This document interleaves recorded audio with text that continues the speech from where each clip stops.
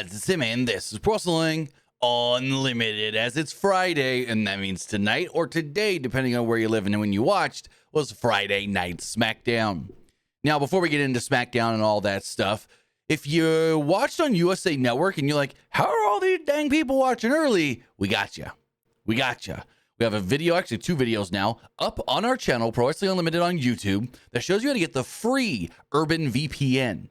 Go get that, and then you get access to overseas Netflix, international Netflix. Now, you still need a Netflix account to get into this, but if you pay for Netflix already or have somebody else's account that pays for it, then you're good to go. You just use the free VPN. I'm going to say it again, free. We're not telling you to go use our code to buy Nord or anything. Use this free VPN, and that will let you hack in or tap in, however you want to call it, to anywhere else in the world as far as Netflix does go. Canada, UK, Germany, and so forth. That's how we watched early. That's how we watch it on Raw every week with the international Netflix, and NXT sometimes with international Netflix. So do yourself a favor and go get the free VPN. I mean, it's free. What is it going to hurt to at least download it, even if you never use it, just in case, especially with the next 2 or 3 weeks now of SmackDown being international and airing early. But with all of that, we're here to talk Friday Night SmackDown. I thought it was a pretty good show. Wasn't great or anything, but I thought it was good, easy to watch, and it flowed very, very well. So with that, if I want to say thank you for joining us here, twitch.tv/PWU Unlimited, youtube.com/Pro Wrestling Unlimited, and podcast services all around the globe like Stitcher, Spotify, Google Pod, Apple Pod, Anchor, iHeartRadio, and so much more. If you're watching on Twitch, you can help us out a couple of different ways.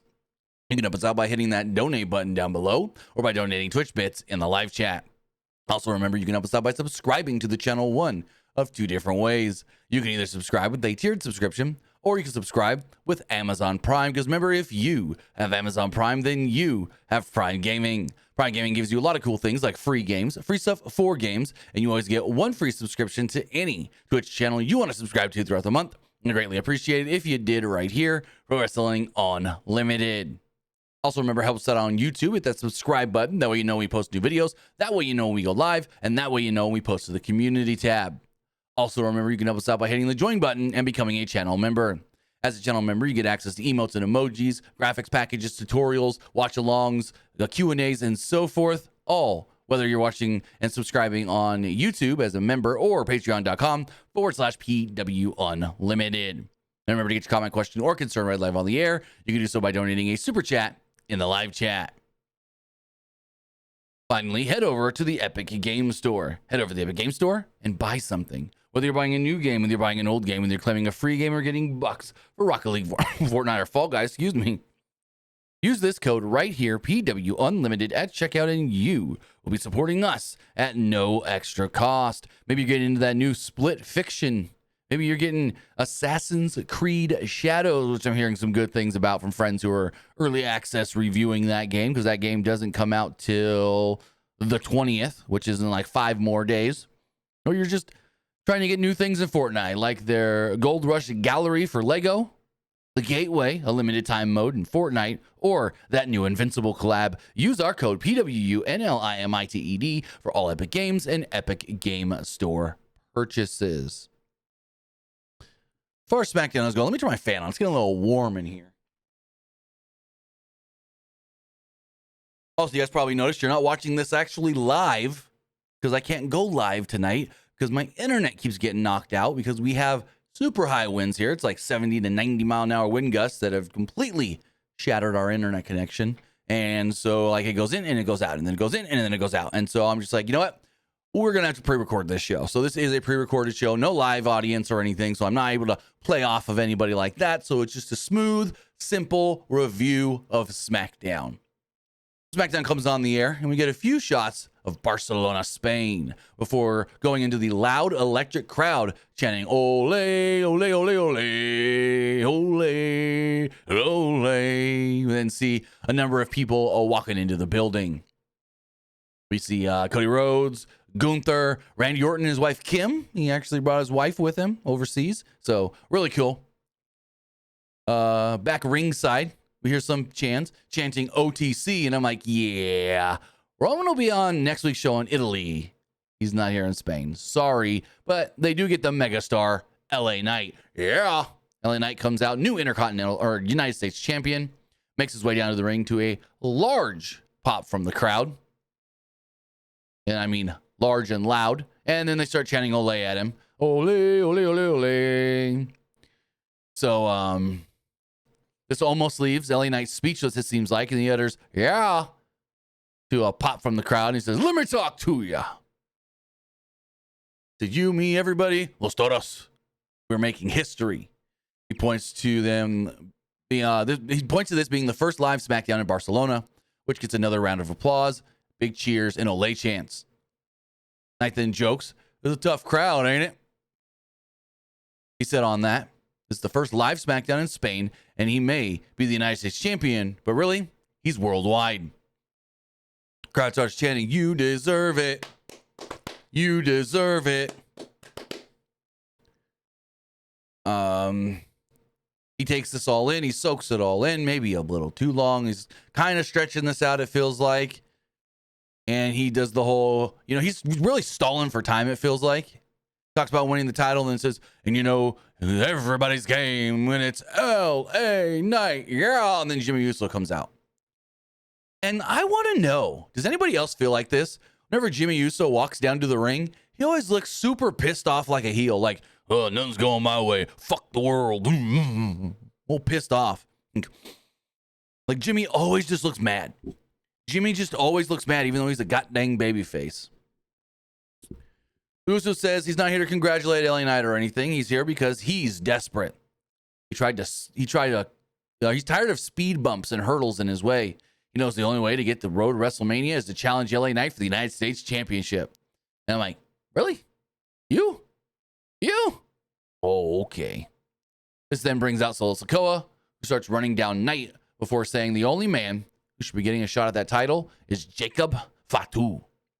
Solo either has some jitters or something because it came off a little weird. Jimmy was, I think, mocking him as well. This then angers the Bloodline as they rush to the ring to beat up Knight and Uso, when out would come the monster, Braun Strowman, to even the odds. This then brings out Nick Aldis, who says, hey, there's three of them, 6-man tag. And it's starting right now. So we did get a 6-man tag. The Bloodline, I still call them the Bloodline. Jacob Fatu, Tama Tonga, and Solo Sikoa against the team of Jimmy Uso, Braun Strowman, and LA Knight. Great way to start off the show. I thought the LA Knight promo and then the Jimmy thing went a little long. It felt just kind of stretched out. But the match was fine. The match was good. It started during a break. We saw some of that, if you were watching internationally, though, which everybody watching this early did. Jimmy and Solo going at it as Uso hits some mounted punches in the corner, only for Sikoa to turn things around with a spinning slam. There's crowd chants, sort of, that kind of were there, but not really there, as Sikoa makes a tag to Fatu. He gets some shots in before tagging in Tama Tonga, who hits a spinning senton as the crowd chants along. Yeah, which is the freaking best. So he hits his little spinning senton and knocks down, I think it was Jimmy. And he just does that, yeah, and you hear the crowd go, yeah. I lost it when they did that. International crowds are so good. There's a tag to Solo, who takes Jimmy to the corner with a running hip attack. Tag to Jacob. The crowd chanting for Jimmy to get back to his feet and get back in this match because he's getting his butt beat. And he does, keeping Fatu away long enough for him to tag in Mr. LA Knight. The champ lays in some strikes for a near fall, but Fatu quickly fights back, sending Knight into the corner. Fatu charges at him in the corner, but the champ dodges, setting up a leaping elbow on the Samoan werewolf. Solo distracts him, and Fatu gets back in before things start to go their way. But then, we come back from the break here. A lot happened during that break. It was 3 minutes. A tag was made to Tama Tonga for a few more shots on Knight before tagging in Solo, who mocks the champ's taunt and doing a little, poke the crowd and whatnot. He continues his damage on the Megastar. He sends LA Knight into the corner with some hammering throws, feeling satisfied as he goes to make the cover, but being left wanting more as LA Knight kicks out. Tonga tags back in, who hits a running clothesline for a near fall of his own before tagging in Fatu, who gets a few more shots in as the crowd continues to chant. Fatu then sends the champ into the corner and tags in Sikoa, who gets some shots in on Knight as the crowd once again, tells Solo what they think of him. Solo sucks. Solo sucks. They really chanting, Solo sucks. Haven't heard that in a while. Well, so we haven't seen Solo consistently in front of a crowd for a while either. As we come down to the end of the match, there's a running attack by Sikoa, but Knight fights back to send him down to the mat very hard. He crawls over to tag in Tamatonga before pulling away from the hot tag to Strowman. Braun clears the ring of the Bloodline before going to the outside and doing his run around little deal. Little choo-choo train spot, I call it. Back in the ring, though, Knight hits a big dive onto Sikoa, and Jimmy dives onto Fatu on the outside before Strowman brings Tama back into the ring, hits him with a running power slam, and pins him to pick up the victory. So the babyfaces do get the win here in a good, solid match, I will say. A really good, solid contest tonight. There's no celebrations here, as Solo immediately goes after Strowman, leading to the Bloodline, keeping Knight and Uso kind of like out of the way. Fatu lays in some strikes on the big man, leading to a huge moonsault multiple times for good measure. The Bloodline retreat up the ramp as Braun finds himself out of the ring. But Fatu isn't done yet, and he charges back down the ramp and through Strowman, with both men spilling over the announce table. Fatu is finally satisfied with the damage that he's done, and he heads to the back with Solo. So yeah, beat down and beat the crap out of Braun Strowman again. We're going to get another Jacob Fatu Braun Strowman match. It's inevitable that match is coming soon. And actually, it's next week. Duh, I'm a dum-dum. That match is next week in Italy. So then they run down some stuff for later tonight. We get a graphic for a BFAB versus Charlotte Flair before a recap of what happened with Naomi and Jade Cargill last week. They let us know that we'll be getting a sit-down interview up next. So we get a commercial break, and when we come back, we get some fun facts about WWE and the Olympics in Barcelona, leading to an outside shot of the city. Video package with the revelation that Naomi was the attacker of Jade, and then the fallout. We head to an empty arena from earlier in the day for a Jade Cargill sit-down interview, who says physically, she's fine. Emotionally, well, that's a different story. She's angry about Naomi painting herself as the victim and the claim that Jade was only using somebody else for her own gains and success. She is asked about the moment she was attacked, and Cargill says she barely remembers much of it, except seeing Naomi run away from the scene. As she continues to address the situation, Jade is interrupted by Liv Morgan and Raquel Rodriguez, who actually mock and make fun of her. Jade says, this is not the time, and the pair are lucky they have those tag titles. Things start to escalate before Cargill challenges Liv to a match next week on Smackdown that Liv does accept, telling Jade to try and not get dropped on any cars between now and next week. And then the tag champs leave as Cargill is done with her interview, walking the other way. So, yeah, not a bad segment. It's just setting up for next week's show in Italy, setting up the match with Liv and Jade. Backstage, we get a promo from BFAB promising to cut Charlotte down on her road to WrestleMania before we head to ringside for her entrance. And I go, you're going to do what? You're going to what? No. You're not going to cut Charlotte down. Hell no. So BFAB makes her entrance. We go to a break. When we come back, BFAB awaits the arrival of Charlotte Flair, the 2025 Women's Royal Rumble winner, and we get that match. Crowd's somewhat behind Charlotte during her entrance. The crowd is chanting for Charlotte early on because it's like, who do you really think they're going to chant for? Charlotte or BFAB? Like, come on. So the two women lock up, and the crowd's starting to stir a little bit, and they're noising up for Charlotte, who sends BFAB into the corner and hits her with a shoulder tackle. Chop from Flair, gets a woo from the crowd. Charlotte props her against the ropes for yet another. BFAB does fight back, sending the former champion to the mat before Flair rolls to the outside. At one point, Flair continues to dominate amidst more chants from the crowd by hitting BFAB with that one maneuver we saw on NXT on Tuesday. I'm not sure what it was. It was like, it's a weird looking move. I think we saw Stephanie Vicure do it to Julia on NXT. I'm not really sure, but the crowd's loving this. BFAB manages to find a little bit of an opening, however, taking Charlotte to the corner for a roundhouse kick. Flair then fights back with a boot and gets her into the ropes. Charlotte then gets back into the ring and catches a pump kick to the face. Like, it looked like this one connected pretty good too.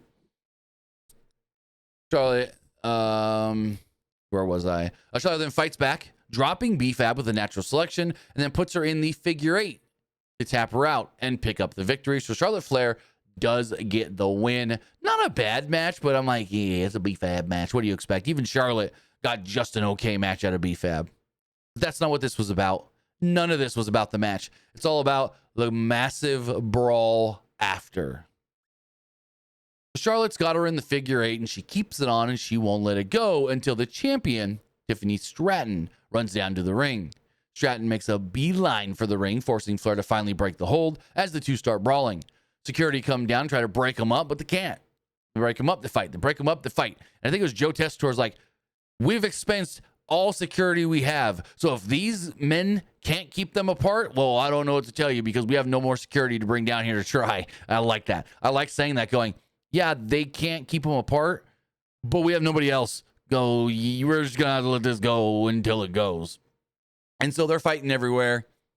They're brawling around. Charlotte at one point ends up on the announce table, and she's a little dive, more like an axe handle kind of deal, off of it onto Stratton. They're fighting. Stratton then goes to the top rope and hits a big swanton off the top rope to the pile of people below.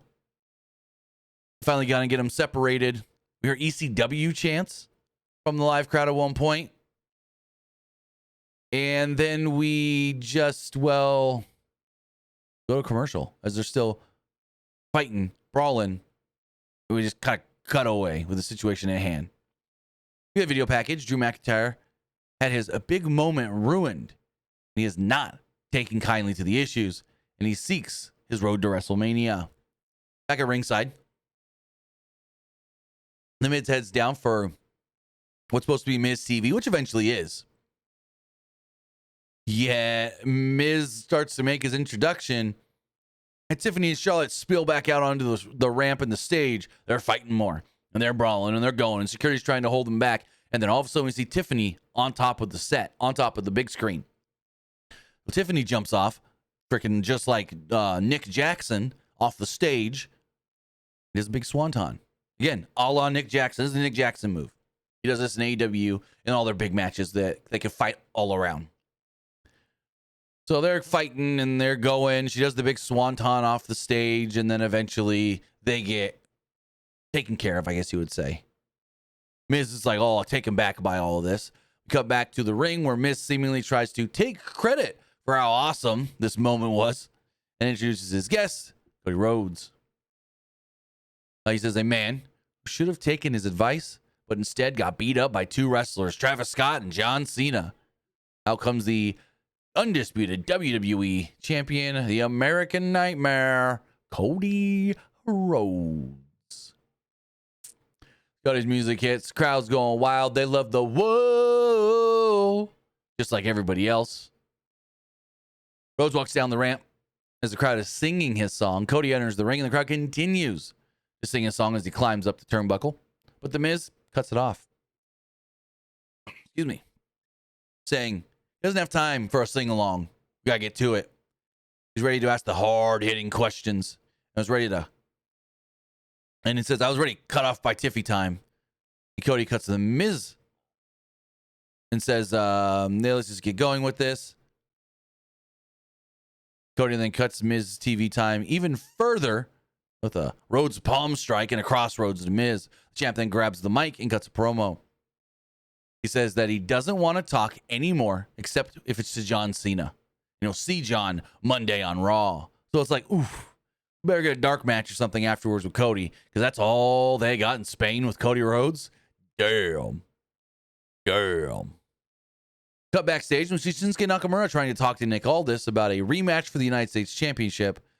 And all this is like, rematch? You're lucky that you're not suspended or worse. Damian Priest then comes up and interjects himself, goes, hey, we didn't talk about Drew. And he's like, well, Drew's not here. Nakamura's like, excuse me, was I not, doing something here? He makes a remark about Priest in Japanese. Damian responds in Spanish, saying, the people here in Barcelona know what I'm about to say. And then Nick Ald's like, you know what? You guys got a beef? You got a thing going right now about you two fight. So they just set up Damian Priest versus Shinsuke Nakamura, which is technically next, as Damian Priest makes his way to the ring for his upcoming match. We then get a quick ad for Raw, where they actually say, what will John Cena do now that he's a heel? Those words were used. What will John Cena do now that he's a heel? What? Crazy. He used the word heel in a freaking promo for Raw. But even better, we got the first of 2 teases tonight for new superstars. This one had a silhouette of a man in like an orange setting in a ring. The luchador, who I believe and everybody else believes is Rey Fenix. So they're already teasing old Rey Fenix. You go back to ringside where Shinsuke Nakamura is making his entrance. Worth noting that the Barcelona crowd does not care that he's a heel. They were singing his song. Whoa, whoa, whoa. So they're singing Nakamura's theme. They don't care that it's been changed. They don't care that he's a heel. They just want to sing his song. So it's a party in Barcelona. But we do get Damian Priest and Shinsuke. 2 men circle the ring before locking it up, with Nakamura taking Priest to the corner and laying in some strikes before Priest turns it around for some strikes of his own. The hammer throw that sends the former United States champion across the ring before Priest forces Nakamura out of the ring. Let's go to a quick fade to black commercial break spot. Priest then goes after Nakamura on the outside, hoisting him onto his shoulders before dropping Nakamura onto the barricade. Nakamura gets sent back into the ring as Priest goes for a splash, but gets turned around before Nakamura goes up for a leaping knee strike and gets a 2 off of it. He drops Damian against the ropes for some more damage as we get dueling chants. Let's go, Let's go, Damian Nakamura. Let's go, Damian Nakamura. There's a cover by Nakamura that only gets a 2, though. Priest fights back to his feet as we come back from the break. Nakamura stays right on top, though, of Priest with a chin lock as the former world heavyweight champion does fight back and get to his feet. 2 are going at it. And Priest at one point hits a Falcon Arrow, which leads to Nakamura taking a breather on the outside, rolling to the outside. But it doesn't last long. Priest pressures him, slamming him against the announce table before bringing him back into the ring for an old school, Undertaker rope walk move. Nakamura then catches him at one point in an arm bar, but Priest manages to fight out as he and Nakamura get back to their feet, and Priest drops him down with the South of Heaven. But all of a sudden, Drew McIntyre appears in front of the announce table. The distraction does help Nakamura. This distracts Priest long enough for Nakamura to get into their near fall. Kinshasa, but it was countered by South of Heaven. Drew then comes in, forcing the ref to call for the bell and the disqualification. Priest technically wins. You got to feel for Shin. You got to feel for Shinsuke. He's just in these spots where it's like, he's going to look good, but he ain't going to come out with a good favor.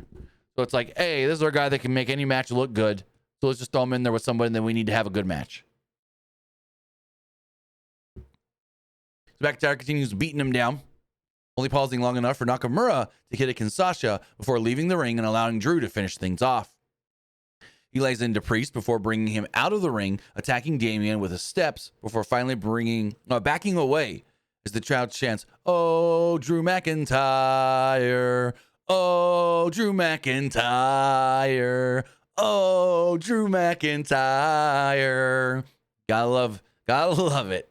You ain't gonna hear those chants in America, I tell you what. He makes his way up the ramp, and Priest gets back into the ring. This angers Drew. So he rushes back down, hits him with the Claymore, and yells at Priest, promising to make his life a living hell. So yeah, Drew finally exits. The crowd's buzzing, stirring, kind of want more. Again, this Barcelona crowd kind of up for the heels, I will say so. Backstage, we hear from DIY ahead of their tag team title defense tonight, mocking the Street Profits before Motor City Machine Guns pop in and go, hey, we don't condone your recent behavior or how you got those titles. So just know that we're coming for them and we're ready to take them from you. We then get a look at Randy Orton backstage before we get an LFG commercial break. And we go to a commercial break. As we come back, we get another shot of Barcelona. We see that some members of the FC Barcelona soccer team or football club, whatever you want to call it, are there. I don't know who any of these guys are, though. Before heading backstage for a word from Chelsea Green. She's flanked with her secret Hervis. They address, what's been going down and what they're going through. And up comes Zelina Vega. She pops in and is just like, hey, cool. Hey, champ. I'm coming for you. I want your belt. And I'm going to win it from you. Piper Niven's like, excuse me, no. If you want to go after the champion, you're going to have to go through us first. And Zelina goes, sure. I won't back down from a challenge. Next week, you and me. Then I'm going for her. So it's next week, Zelina Vega versus Piper Niven. Back at ringside, Randy Orton makes his way down to the ramp. His first match back in action in months. We take on Carmelo Hayes, and yes, the crowd sings his song. I hear voices in my head. They talk to me. They understand. They talk to me. I think those are the right words. They talk to me. Yeah. Something like that. The crowd's buzzing. Carmelo comes out, and they're not so buzzing. You know what I mean.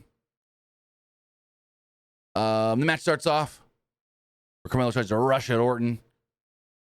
Only for Orton to rush him into the corner for some mounted punches. He brings Hayes out of the ring and lands a back suplex that sends Carmelo onto the announce table, signaling that, I'm in good shape. He just hulks up, but you know what I mean. We fade to black for a commercial break, but the crowd's chanting one more time. And Orton obliges, dropping him once again on the announce desk. He starts to go after it again, but Mello fights back, only for Randy to send him back into the ring. Hayes cuts him off, mocking the crowd, who responds with a chant that I couldn't really tell what they were chanting, but they were chanting something because it sounded like a bunch of people in unison. So we come back from the break. Orton tries to fight back and is laid down with a kick from Hayes for a near fall. Crowd chants for Randy to get back into the match as the Viper starts to fight back, only for Carmelo to kind of cinch in the hold even deeper. Orton finally does break it, and he kicks him in the gut, only to lay into Mello a little bit more, sending him down hard. Hayes starts to take it back to the former world champion as he hits the ropes with a crossbody, but Randy counters with a huge power slam that almost drops Carmelo on his head. So we know Randy Orton's got that snap power slam, but he does this one where Mello's doing like the springboard spinning crossbody deal. And Randy grabs him and boom, snaps him over. Oh my God, I thought Carmelo landed on his freaking dome.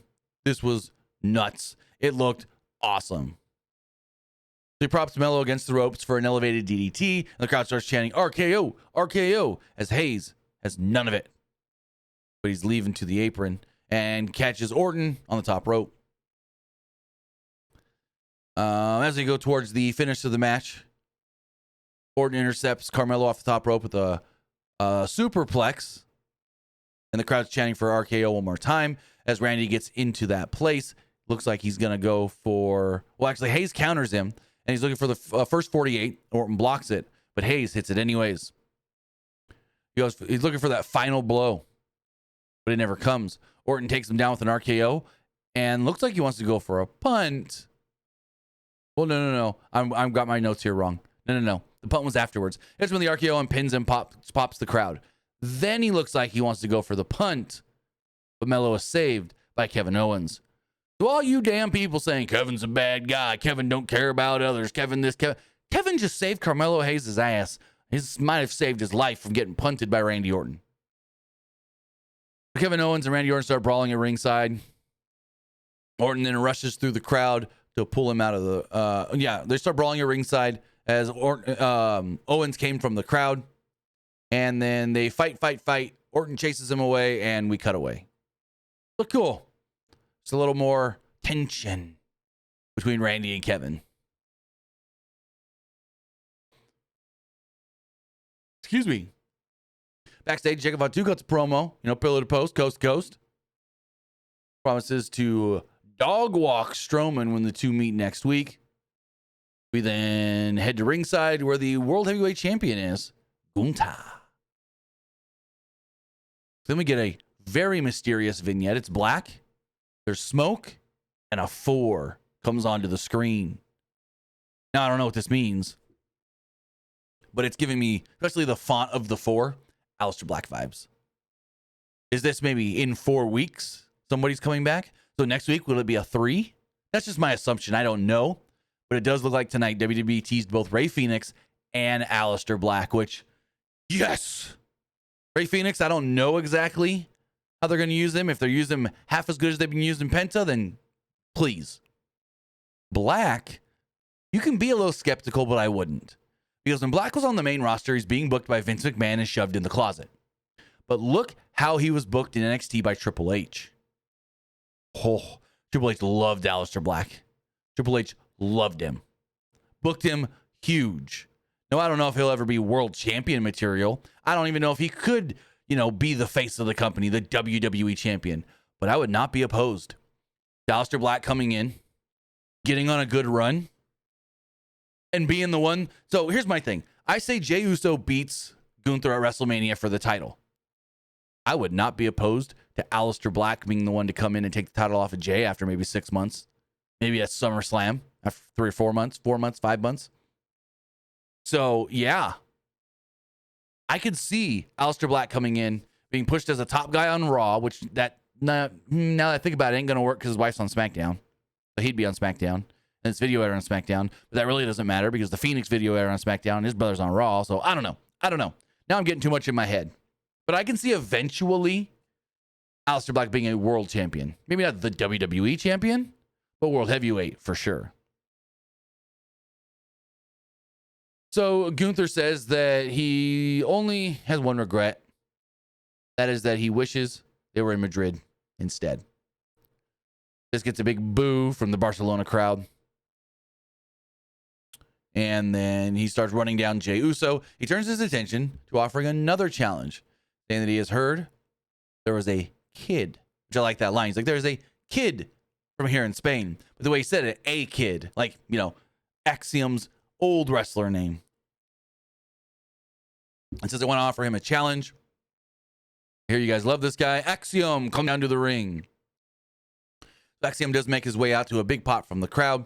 He's eager to get his chance against the world champion. And they do have a pretty good match. Gunther versus Axiom.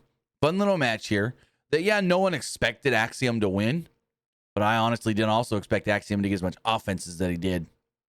The crowd firmly behind Axiom here as he tries to counter the power of the World Heavyweight Champion to no avail. The crowd is buzzing for Axiom some more as they circle the ring. Axiom takes the ring general into the corner, only for Gunther, though, to take the fight back to the NXT Tag Team Champion. Axiom manages to get back to his feet, to a big pop, and then they're chanting something. Doesn't sound English, so I don't know exactly what they're saying. Gunther then takes him to the ropes, only for Axiom to catch him with an armbar of sorts in the ropes. Axiom continues the attack until he gets laid out with a big chop by Gunther, as a mute in the audio indicates a quick break. So we go to a break. When we come back, the two are fighting more and more and more. Axiom gets to the corner to try and fight back to his feet, but the ring general continues to grind away on him before forcing him to the outside. When we come back from the break, Axiom finds an opening when Gunther gets a little too cocky, climbing up to the top for a missile dropkick to a pop and another chant from the crowd that I couldn't tell what it was. Axiom is with some strikes on a kneeling Gunther, where the world champion does fight back, hoisting Axiom up, only for Axiom, though, to roll up the champion for a 2. Axiom then hits some more strikes until Gunther hits a big running dropkick, powerbomb, and pins Axiom. Well, we thought. Axiom kicks out. Axiom sets the ring general up in the corner and on the turnbuckle, and he tries to go for a Spanish fly. But Gunther counters and looks for a powerbomb, only to be taken down with a Hurricane Rana by Axiom. There's a golden ratio that finds its mark, but the kicks is only good for a 2 on Gunther. He absorbs some more hard shots from Axiom before the latter looks Woo! Before the latter looks for a Rings of Saturn on the world champion. Gunther fights to his feet, landing a powerbomb and 2 massive lariats to finally put away Axiom and pin him to pick up the victory. I like this match a lot. I thought this is really good. It's your David versus Goliath, giant versus little guy match, but not in a way where the giant just squashes him. No, the little guy fights back through the adversary, or that's the right word. That's the right word, maybe. No, I don't know. Regardless, Axiom looked freaking awesome here. I still don't get the mask thing. Why is he Axiom and not A-Kid? Did they think Axiom just sounds better than A-Kid? I don't know. But regardless, this was awesome. So up next, they tell us that we will be hearing from Paul Heyman before we get a recap of everything that went down at the end of Raw with Paul Heyman, Roman Reigns, Seth Rollins, and CM Punk in the cage match. Back at ringside, Paul Heyman has a need to address 2 items of business tonight. First order of business. Today is Roman Reigns Day, because out today is WWE 2K25 to the world, not just in early access. Heyman asked the fans to wait until Smackdown is over so he can keep the ratings high, especially for his segment. I thought that was funny as shit. He said the second order of business involves his friend, the best in the world, CM Punk. The crowd cheers. Heyman said, hey, it is not CM Punk Day. And it sure isn't, nor will ever be Seth Rollins Day. They start chanting Seth's song. Whoa. And he goes, I hate that frickin' song. You don't know how much I hate that frickin' song. I hate that frickin' song. And then he starts hyping up, but next week we'll be hearing from our tribal chief. We'll be hearing from Roman Reigns. The OTC will be on SmackDown next week in Italy. The crowd boos because they wanted him here tonight. Heyman says that they can get a plane ticket and head over there if they really want to see him. It's not like what would he say? It's not like Mussolini is sitting there keeping them from showing up. I'm like, damn. He promises that Reigns will address things further next week, saying that's not a prediction. It's a spoiler.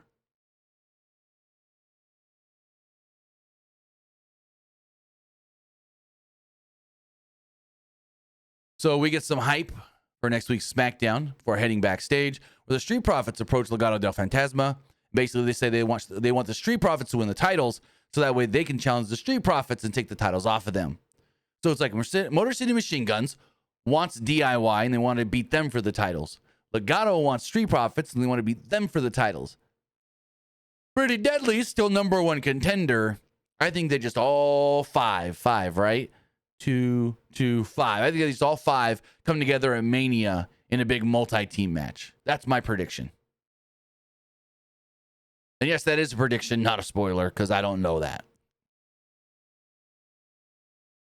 Then we get a really weird segment backstage. Gunther goes and sits down next to a dejected Jimmy Uso, where he basically says, hey, let's talk for a second. I need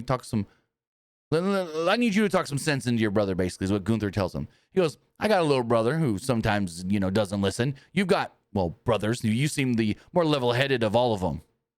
You need to talk to your brother and get this nonsense out of his head of him wanting to challenge me at WrestleMania. Jimmy then cuts off Gunther and cuts him down, saying, Jay gonna drop you, take your title, and yeet all over WrestleMania. Gunther says he was mistaken about Jimmy's maturity before walking away as we head to the ringside. I don't know if this is going to lead to like a Gunther Jimmy thing on the road to WrestleMania, but this was weird. Interesting, but more weird than anything. Like, what? Why is Gunther keep trying to get Jimmy to not do the match? Maybe it's what me and Baby Huey were talking about on yesterday/today is in the click. Baby Huey was saying, is Gunther afraid that Jimmy or Jay could beat him? He knows Jay could potentially beat him, and that's why he doesn't want the match to happen. Maybe. Also, if you haven't listened, go check out the latest edition of In the Click that Baby Huey and I did record last night and went live this morning, Friday, March 14th. So we got our main event match with the WWE Tag Team Championships on the line. It's DIY, Johnny Gargano and Tommaso Ciampa, defending against the Street Profits, Angelo Dawkins and the Montez Ford. Great match. This match was so much fun. Really, really good. super main event caliber. And yeah, we got new champs and new WWE Tag Team Champions. So Ciampa and Ford start things off, going at it until Montez forces Ciampa to the outside for a breather. The tag made to Dawkins, who starts laying things into Ciampa before Gargano gets a tag of his own. He goes after Dawkins until he's sent to the mat, and Montez gets a tag, and they fight back. He fights against the champs, and we see Pretty Deadly in the back watching on. Gargano gets a nice Johnny Wrestling chant as he tags back in as well. He's going after Montez Ford, bringing him back into the ring after they were fighting on the outside for a moment. And the crowd continues chanting for Johnny Wrestling and mocks Angelo Dawkins, forcing a distraction to give DIY a chance to double team Ford in their side of the ring. Gargano then lays in some stomps to another chant as Ciampa tags in. And again, this damn crowd in Spain loved the heels. It's weird. Very weird. Where was I? Gargano lays in some stomps, like I said. They got Ford in the corner, hits him with a chop. Another unfamiliar chant as Ciampa sets Montez up in the corner, only for Ford finally to intercept. Ciampa uses the ref as a distraction to set it for an air raid crash from the turnbuckle, sending Ford down hard for a 2. Ciampa then goes for a fairy tale ending, but Ford counters with the back body drop, forcing the tag to Gargano. DIY keeps him at bay and exchanges tags until Ford finally gets the tag, the hot tag to Dawkins, that is, who sends Johnny out of the ring and takes Ciampa down for a near fall. Pretty Deadly once again shown watching backstage. And it looks like Ciampa fights back off of a 450 splash with the tag to Gargano for who got knees up and a 2. Ford and Gargano then trade kicks until both men are down. Dawkins charges at Ciampa on the outside, sending him into the barricade. Gargano goes after Angelo, but the Profits double team him, with Ciampa's attempt to intervene ending with him being sent to the outside before they drop Johnny Wrestling to the canvas for the cover. Ciampa breaks the pin. Another shot of Pretty Deadly watching backstage as the Profits continue to take the fight to the tag champs, only for DIY to land a fairy tale ending super kick combo. Covered by Ciampa, and Dawkins kicks out. DIY look to go for the meat in the middle, but it goes awry. And Dawkins drops Ciampa before tagging in Ford, who goes to the top on DIY. Or goes to the top and hits the big splash, frog splash deal, pins him. We got new tag team champions. Crowd pops big for this as they see a title change here in the main event on Smackdown. Fantastic match. This was so much fun. I don't know what was better though, this or the Gunther Axiom match. Totally different style matches. And if I'm gonna pick which one I liked better, I might go Gunther Axiom. But it's not much. It's like if DIY Street Profits were here, Gunther Axiom is just a little above. Just a little above. But a lot of good wrestling for the most part here on SmackDown. 4 things announced for next week. Roman Reigns will return. Jade will take on Liv. Zelina will take on Piper. And Strowman will fight Fatu. With that, good episode of SmackDown. I really enjoyed it. You know what I thought? Now, even though we are not live right now, we still got some polls going on out there on social media. So let's check those right now really quickly. Let's refresh the polls. Let's see what polls I actually got up. We have a Threads. No, we do have a Threads poll. We have a Threads poll and a Twitter poll. Also, I don't know what we're going to get poll-wise because like some people may have watched, some people may not have watched early. Okay, so as far as the Threads poll does go, 83% liked the show, 17% didn't. As far as the Twitter X poll does go, 90% liked the show, dang. 4%, well, 90% liked it, 5% thought it was just alright, and 5% didn't. And looking here, we have a community poll as well. 87% liked the show, 8% thought it was just alright, and 5% didn't like it. So yeah. Pretty good show. Pretty good SmackDown. Seems like the audience that did watch liked it. And that's all we could say. A really good SmackDown. So with that, guys, I want to say thank you for joining us here. Watching live. Well, not live, but watching on YouTube. Fortunately, we couldn't be live due to the super high winds we have here in Oklahoma right now. 70 to 90 mile an hour wind gust. That's got my internet going all kinds of in and out. So with that, I want to say thank you for joining us here. youtube.com/Pro Wrestling Unlimited, or if you're watching on podcast or listening on podcast services all around the globe like Stitcher, Spotify, Google Pod, Apple Pod, Anchor, iHeartRadio, and so much more. We'll be back live for Monday Night Raw this Monday. I know I said Monday way too many times. Monday. Have a good one, guys. We'll see you next time.